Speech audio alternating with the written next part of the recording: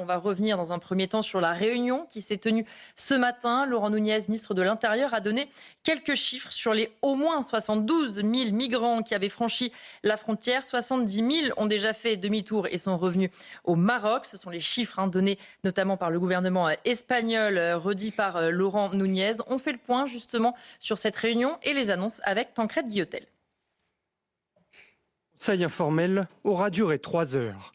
Réunis en visioconférence, les ministres de l'Intérieur de l'Union européenne ont échangé sur la crise migratoire de Ceuta pour mettre fin aux divisions. Tout le monde a salué cette gestion espagnole et la coopération remarquable avec le Maroc.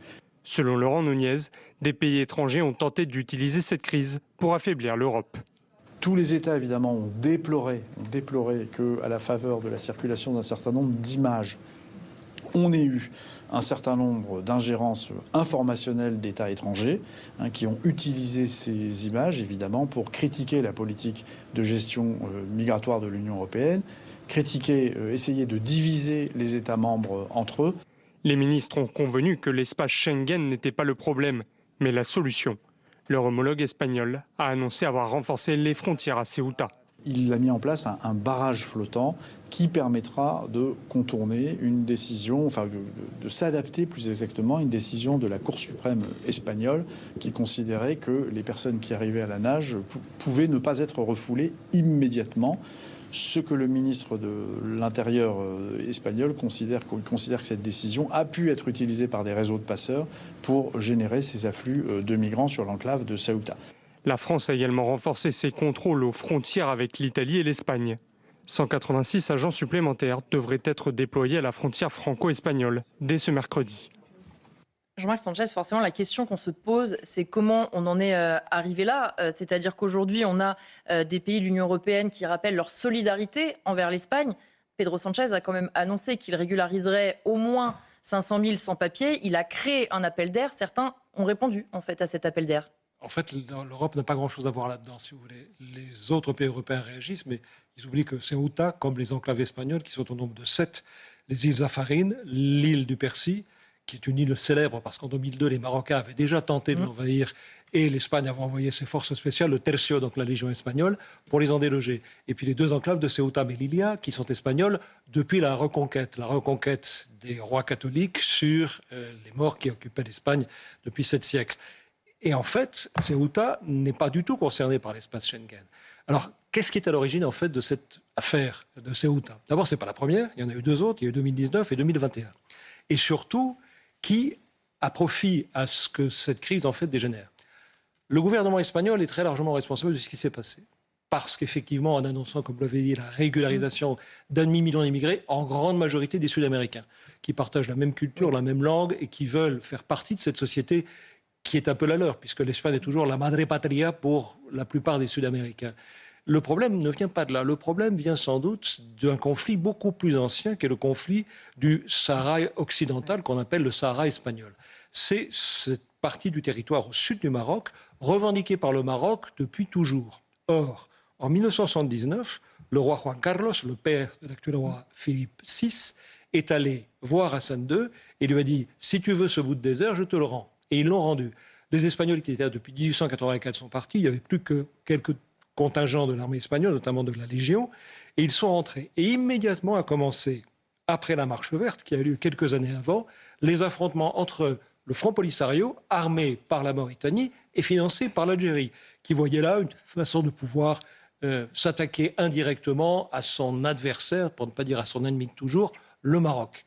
Et puis, il y a aussi les compromissions du gouvernement espagnol, qui étaient tantôt alliés avec les Marocains, tantôt alliés avec les Algériens, en fonction des intérêts de l'Espagne. Et l'intérêt majeur de l'Espagne, c'est l'approvisionnement en gaz et en pétrole, parce que l'Espagne n'en a pas. Et donc l'Espagne est au bout de la chaîne énergétique. On l'a vu d'ailleurs quand il y a eu des problèmes de fourniture d'électricité en Espagne, avec cette coupure de courant généralisée qui avait eu lieu il y a quelques années sur toute l'Espagne. J'étais à l'époque, je m'en souviens très bien. Et donc l'Espagne a besoin de l'Algérie pour le gaz et pour le pétrole. Or, qu'a fait Pedro Sanchez ? Il est allé voir le président Tebboune la semaine dernière. Et bien évidemment, le Premier ministre marocain a pris fait et cause de cet incident pour, si ce n'est favoriser, du moins ne rien faire pour éviter ce qui s'est passé.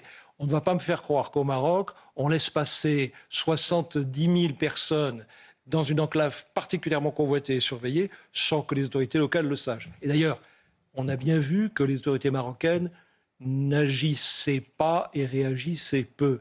Mais il y a aussi un problème d'ordre interne. Pedro Sánchez est à la tête d'une coalition en fait totalement improbable.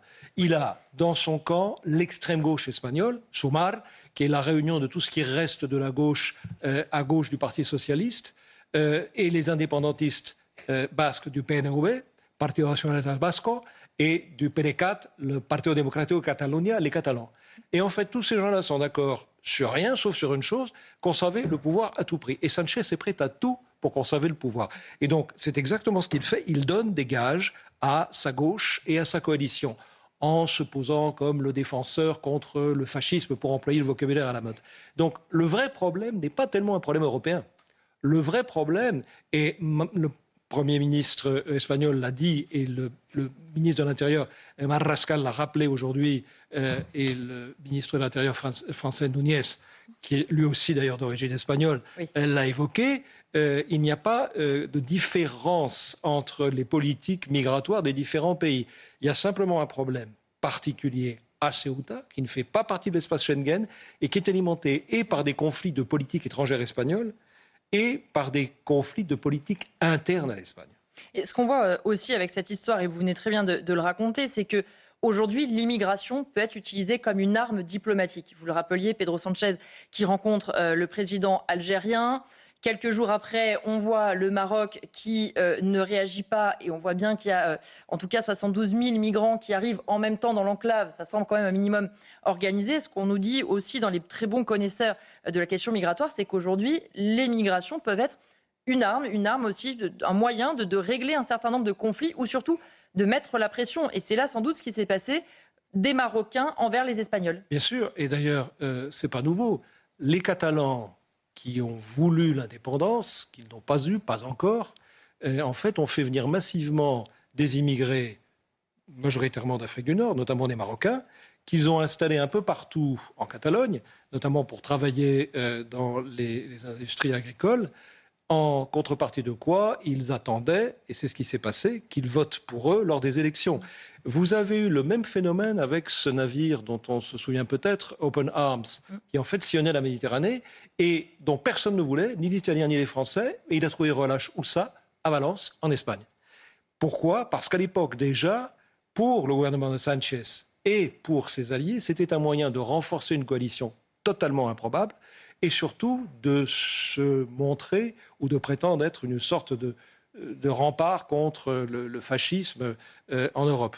En vérité, le problème est un problème de politique interne, comme vous l'avez très bien dit. C'est un moyen d'atteindre d'autres fins que celles que l'on poursuit. C'est vrai que Catherine Rambert, là-dessus, notamment le Figaro, il y a Renaud Girard, il y a Pierre Lelouch qui en parle ce matin, de dire aujourd'hui, faisons attention parce qu'en diplomatie, certains pays peuvent vraiment utiliser l'immigration comme un moyen de pression, à savoir on n'obtient pas ce qu'on veut, on ouvre les frontières. Et là, 72 000 personnes dans l'enclave de Ceuta. On rappelle que c'est vraiment une toute petite enclave. Il y avait presque plus de personnes qui sont arrivées que d'habitants dans cette enclave. Et on voit forcément le risque que ça peut représenter quand on se dit certains pays ont tout intérêt à utiliser cela contre nous aussi. Mais ils le font déjà. La Turquie l'a déjà fait, la Libye, l'Algérie. Enfin voilà, ils tous brandissent la menace de lâcher la population vers nous si on ne se plie pas à leurs exigences. C'est pour ça qu'il faut revoir. Vous dites que c'est pas un problème européen. J'entends bien que Ceuta n'est pas dans l'espace Schengen, mais enfin ça reste un problème européen. Même quand un Premier ministre décide de régulariser 500 000 personnes.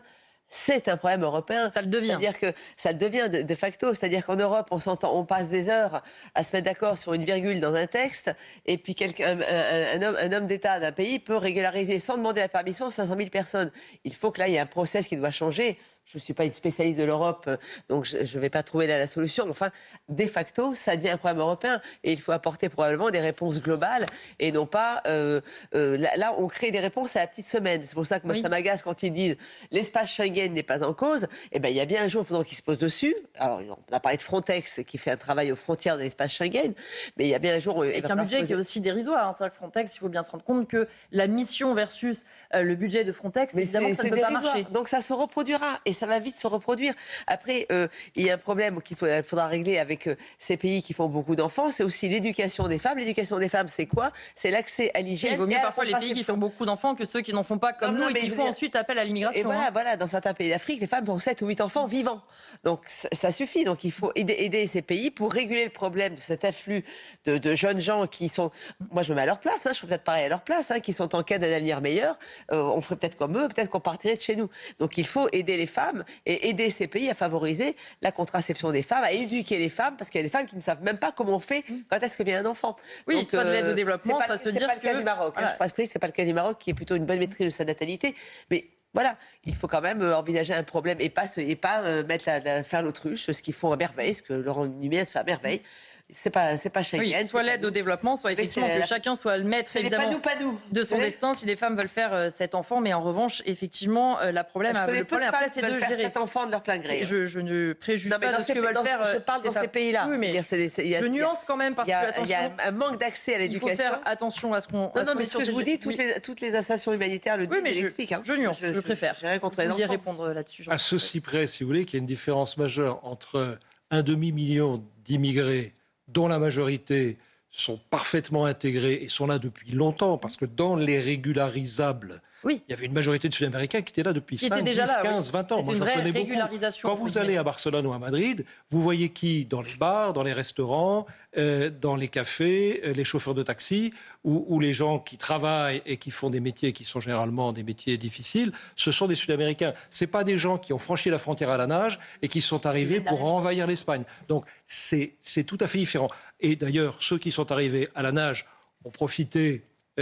je pense, d'un malentendu majeur sur une décision du tribunal suprême espagnol, qui en fait a considéré que parce qu'on était arrivé sur le territoire espagnol à la nage et qu'on ne pouvait pas repousser quelqu'un qui est arrivé par la mer, on ne peut pas le renvoyer par la terre, donc en vérité on ne pouvait pas le renvoyer. Ce qu'il faut, la meilleure preuve d'ailleurs, c'est qu'ils sont quasiment tous rentrés chez eux. Oui, et que malheureusement, on le rappelle aussi, 70 ont perdu la vie dans cette tentative ou dans cette traversée, parce que Michel Aubouin, on le voit aussi dans ces cas-là, et il y a tous ces réseaux aussi de passeurs. Laurent Nunez en a notamment parlé, il en a été question dans la Réunion, tous ces réseaux de passeurs qui utilisent la misère humaine, comme vous le disiez, en racontant allez en Espagne par la mer, rassurez-vous, derrière vous serez en Espagne, vous serez régularisé. Évidemment que ça n'est pas vrai, mais certains récupèrent de l'argent comme ça en utilisant la misère de ceux qui tentent d'avoir un avenir un peu meilleur.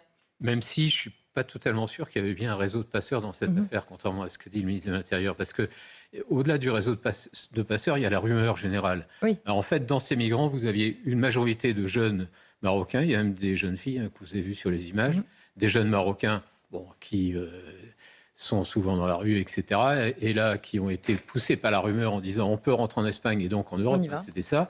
Et puis vous avez une minorité, mais assez active, de jeunes qui viennent d'Afrique subsaharienne et qui arrivent jusqu'aux portes de Ceuta, où ils restent campés pendant des mois, et qui attendent juste le moment de passer la grille. Ce qui n'arrive pratiquement plus, mais enfin bon. Et là, ils se sont engouffrés dans la brèche aussi. Je ne pense pas que c'était organisé. Ce qui est sûr, je suis complètement d'accord avec vous, c'est que le Maroc a fermé les yeux en disant, puisqu'il y a une opportunité, ça va très bien. Et d'ailleurs, ils les ont vite repris. C'était juste un avertissement. Et apparemment, sans ménagement, parce que les malheureux qui avaient passé la frontière n'ont pas été ménagés à l'arrivée en Espagne et non plus chez eux quand ils sont revenus chez eux. Donc, et ce qui est terrible, effectivement, c'est qu'entre-temps, et ce soir, il y a des mères qui pleurent en disant mon fils, ma fille, ils sont pas là, et elle est où dans la Méditerranée. Ça c'est assez terrible. Bon, mais ces pressions, on les a de la même façon à la frontière polonaise avec la Biélorussie, on l'a vu.